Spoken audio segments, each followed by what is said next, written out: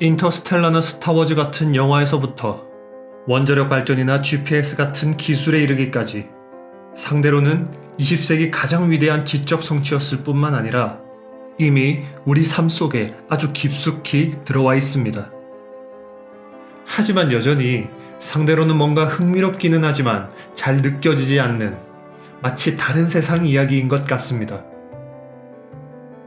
저는 이번 영상에서 애셔의 서클 리밋이라고 하는 작품을 통해 여러분께 특수 상대론이라는 것을 소개해드리려 합니다. 그저 큐레이터의 설명과 함께 미술 작품을 감상하듯이 그렇게 편안한 마음으로 봐주시기 바랍니다.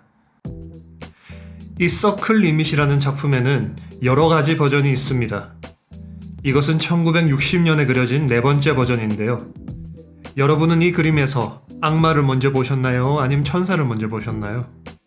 박쥐 모양을 한 세 마리의 악마 속에서 한 명의 천사가 보이는, 혹은 세 명의 천사 속에서 한 마리의 악마가 보이는 그런 모습입니다.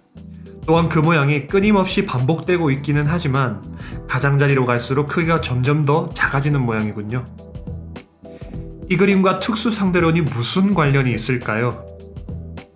이 그림은 우리가 살고 있는 우주의 한 단면을 보여주고 있습니다. 좀 더 구체적으로 말씀드리면 이 작품은 우리 우주의 시공간 구조를 나타내고 있는 것이죠. 우리는 이 작품을 징검다리 삼아 시공간의 구조를 감상하고 이해해 볼 생각입니다. 상대론이 어렵게 느껴지는 것은 그 내용이 우리의 직관과 너무 상반되기 때문일 텐데요. 먼저 우리는 우리의 직관으로 느껴지는 시공간의 구조를 한번 살펴보겠습니다.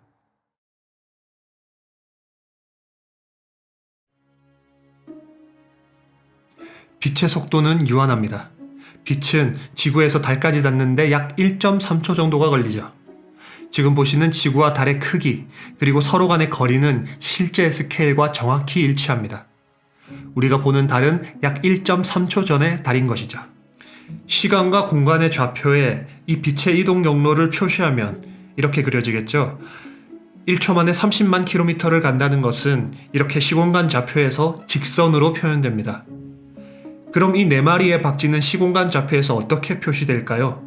한 마리는 정지해 있고 나머지 세 마리는 각각 초당 10만, 20만, 30만 킬로미터로 달렸습니다. 초당 10만, 20만, 30만 킬로미터를 달린다. 이렇게 그려지겠군요. 지금 박쥐들은 등속도 간격으로 나열되어 있습니다. 여기서 초당 30만 킬로미터라는 빛의 속도로 달리는 저 빨간 녀석은 나머지 녀석들이 뒤쪽으로 30만, 20만, 10만 킬로미터로 달리고 있는 거라고 느끼겠죠. 그리고 본인은 빛의 속도로 달리니까 빛과 함께 정지해 있다고 생각할 겁니다. 어떠신가요? 직관적으로 이렇게 돼야 맞지 않을까요? 이러한 시공간의 상황을 그림으로 나타낸다면 이런 식일 겁니다. 우리가 생각하는 시간과 공간은 이처럼 평면과 같습니다. 하지만 아인슈타인은 우리의 시공간은 이런 모습이 아니라는 사실을 밝혀냈습니다. 그는 시간과 공간에 대한 우리의 직관을 과감히 깨버렸습니다.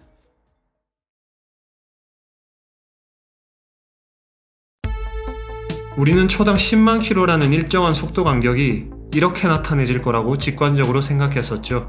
하지만 실제 시공간의 모습은 이렇습니다. 이것이 시공간에서 실제 초당 10만 킬로미터의 일정한 속도 간격입니다. 여기서 모든 선들의 간격은 10만 킬로미터 per sec로 동일합니다. 그리고 각각의 위치로부터 광속까지의 거리는 30만 킬로미터 per sec로 동일하죠. 또한 이 격자는 아무리 확대해도 끝없이 계속됩니다. 마치 0과 1 사이에도 무한히 많은 숫자가 존재하듯이 광속에 닿기까지는 무한히 많은 속도값이 존재하는 것이죠.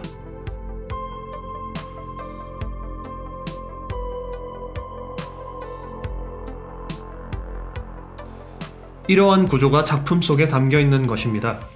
빛의 속도는 원의 가장자리에 해당합니다. 그리고 천사와 악마가 어디에 있건 인접한 각각은 그 거리가 동일하고, 또한 이들이 어디에 있건 원까지의 거리는 30만 킬로미터 per sec의 빛의 속도로 동일한 것이죠. 우리는 이러한 상황을 이해할 수가 없습니다. 분명 바깥에 있는 녀석들은 안쪽에 있는 녀석들보다 작아 보입니다. 하지만 이런 경우를 생각해보죠. 지금 보여드리는 격자 역시 등간격의 격자입니다. 앞서 보여드렸던 것과는 약간 다르지만 하지만 어쨌든 등간격입니다. 사실 이것은 지구와 같은 구형의 모양의 일정한 각도의 선들을 긋고 그 일부를 보여드렸던 것입니다. 다만 3차원 공간의 물체를 2차원 평면에 그리자니 등간격이 아닌 것처럼 보였던 것일 뿐이죠. 우리는 3차원의 무언가를 2차원에 나타내려 했고 그래서 약간의 착시 효과를 경험한 것입니다. 우리가 애셔 작품의 구형 버전을 그린다면 이와 같은 모습이 됩니다. 우리에게 가까이 있는 것들은 비교적 커 보이지만 모든 개체들은 정확히 동일하며 어느 하나도 특별히 크거나 작지 않습니다. 이렇게 보니까 원래 작품에서도 원근감이 느껴지시나요? 하지만 원작과 구형 버전은 뭔가 달라도 다릅니다. 실제 시공간이 어떤 모습이어야 저런 형태가 될까요? 바로 쌍곡선이라는 형태입니다. 쌍곡선과 원은 뭔가 엄청나게 다른 것 같지만 수식으로 보자면 부호 하나 차이입니다. 혹시 플랫랜드라고 하는 이야기를 아시나요? 이 이야기에서 2차원 평면에 사는 사각형은 3차원의 구를 만나 다른 차원의 세계를 경험하게 됩니다. 우리는 3차원 공간에 살고 있습니다. 그리고 우리 눈은 3차원의 공간밖에 볼 수 없습니다. 우리는 마치 3차원의 플랫랜드에 사는 것과 같고 4차원 시공간의 모습은 그저 상상할 수밖에 없죠. 3차원 물체를 2차원에 투영시킨 모습이 다소 변형되어 보였던 것처럼 우리는 4차원 시공간이 여러분의 2차원 화면에 투영된 모습에 대해서도 어느 정도 원근감 있는 시선으로 봐야 할 필요가 있습니다. 우리는 원점으로부터 같은 거리에 있는 점의 집합을 원이라고 부르고 수식으로는 이렇게 나타냅니다. 밑변 제곱과 높이 제곱은 대각선의 제곱이라는 피타고라스 정리를 나타낸 식인 것이죠. 하지만 y축이 시간에 해당하는 2차원 시공간상에서는 그 거리가 피타고라스의 정리처럼 표현되지 않습니다. 중간에 부호 하나를 바꿔야 합니다. 사실상 특수상대론의 발견은 이 부호 하나를 알아내기 위한 과정이었다고 해도 큰 과언은 아닙니다. 시공간에서의 거리란 시간제곱과 거리제곱의 차이이며 그 거리가 같은 점들의 집합이 바로 쌍곡선입니다. 시공간에서의 원은 바로 쌍곡선인 것이죠. 여러분의 2차원 화면은 피타고라스 정리가 적용되는 공간입니다. 하지만 거리에 대한 정의 자체가 다른 시공간이라고 하는 것을 우리 2차원 화면상에 그리다 보니 같은 거리라도 서로 다르게 보이는 것입니다. 특수상대론의 결과로 가장 대표적인 것 중 하나가 바로 시간지연입니다. 운동을 하고 있는 사람의 1초라는 시간은 정지한 사람에게 보다 길게 측정된다는 사실인데 이 시공간의 원에 해당하는 쌍곡선에도 그 사실이 잘 녹아 있습니다. 빛은 1초에 30만 킬로미터를 간다고 말씀드렸죠. 하지만 광속의 80% 정도로 달리는 저 박쥐에게도 빛은 30만 킬로를 달립니다. 서로 다른 속도로 달리는 두 관측자는 좌표를 읽는 방법 자체가 다릅니다. 또한 달리는 박쥐의 1초는 쌍곡선을 따라가기 때문에 빛의 속도에 근접할수록 우리에게 더 길어 보이는 것이죠. 광속에 가까워질수록 우리에게는 사실상 시간이 정지한 것으로 보입니다.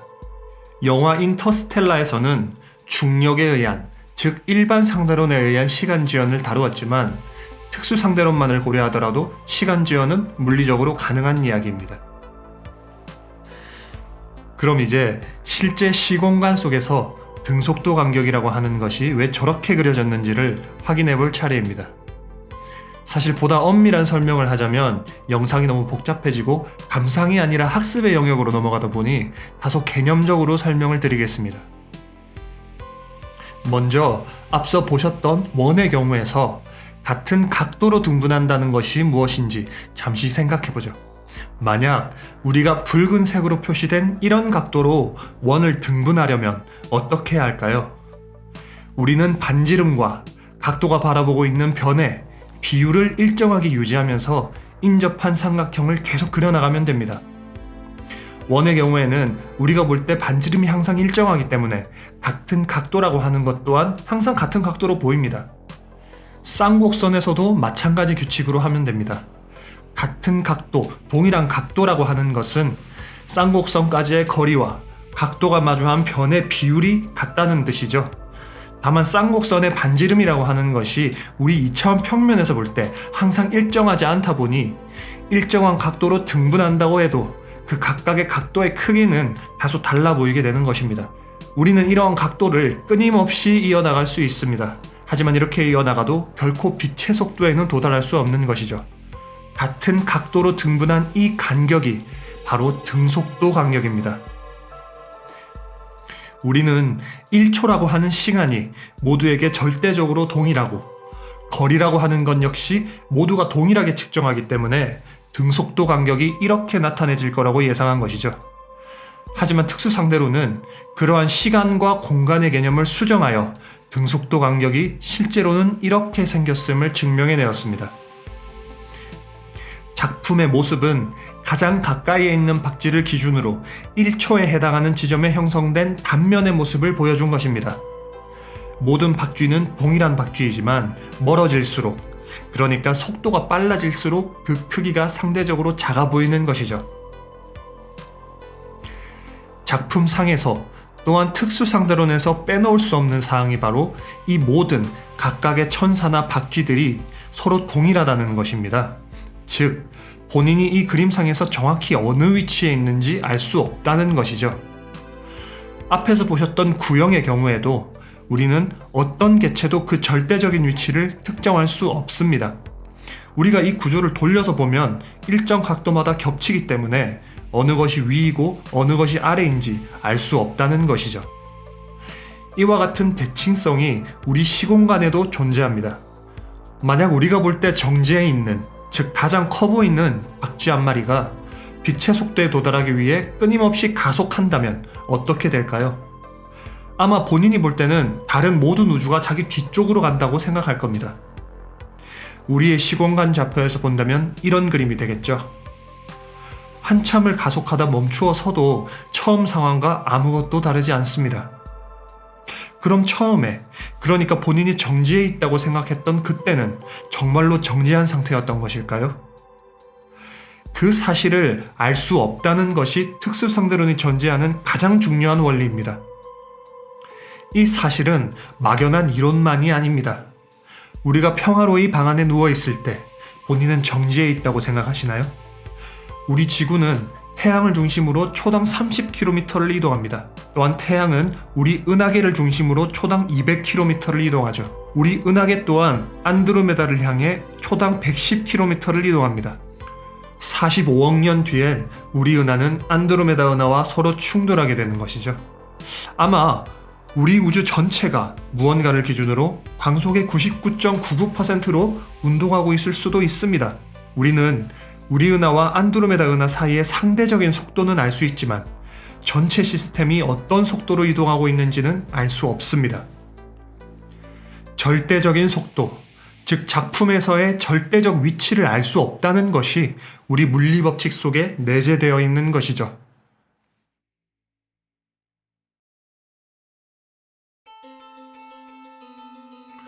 이렇게 보니까 실제 시공간의 모습은 우리 직관과는 너무나 다릅니다. 그런 의미에서 보자면 상대론 자체가 아니라 우리가 상대론을 이해하지 못했던 것이 오히려 이해가 안 갑니다. 어떻게 우리는 여지껏 이렇게 큰 차이를 몰랐던 거죠? 하지만 우리가 시공간을 평면과 같이 생각했던 것은 지구가 평평하다고 생각했던 이유와 같습니다. 지구가 평평하다고 느낀 이유는 무엇인가요? 그건 우리 인간이 너무나 작기 때문입니다. 세계에서 가장 높은 에베레스트 산도 지표면 가까이서 보면 그저 평면 위의 존재로 느껴집니다. 시공간이 평면적이라고 느낀 이유는 우리가 너무 느리기 때문입니다. 우사인 볼트는 초당 약 10m를 달립니다. 소리는 초당 약 340m를 달리죠. 인간이 만든 가장 빠른 항공기인 블랙버드는 음속의 6배가 넘는 초당 약 2000m를 달립니다. 하지만 이조차도 빛의 속도의 약 0.00007%에 지나지 않습니다. 가만히 있는 사람의 1초와 블랙버드에 탄 사람의 1초는 약 0.00000000002초만큼 차이가 납니다. 하지만 이 정도는 최소 반응 시간이 0.2초가 넘는 우리 인간의 몸으로 느낄 수 있는 수준이 아닌 것이죠. 시공간의 그 실제 모습은 우리에게는 직선 혹은 평면의 모습을 하고 있습니다. 하지만 그것은 거대한 쌍곡선의 일부였던 것이죠.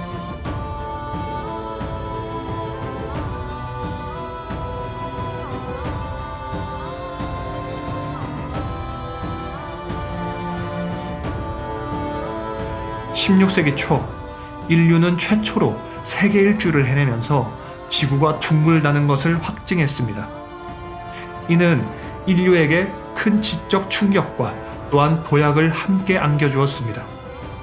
20세기 초 아인슈타인은 시공간 또한 평평하지 않다는 것을 발견함으로써 다시 한번 세상을 뒤집어 놓았죠. 그 사실이 밝혀진 지 100년이 지났지만 우리는 아직까지도 지구가 둥근 것은 알아도 시공간이 둥근 것은 모르고 있는 듯합니다.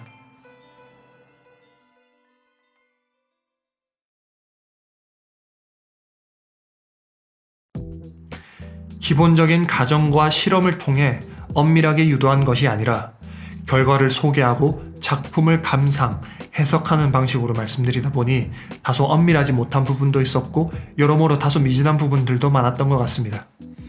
하지만 이 채널은 이제 막 여정을 시작했습니다. 여러분들의 지적 갈증을 해소해드리며 보다 흥미롭고 알찬 컨텐츠를 만들어 보겠습니다. 많은 관심 부탁드립니다. 감사합니다.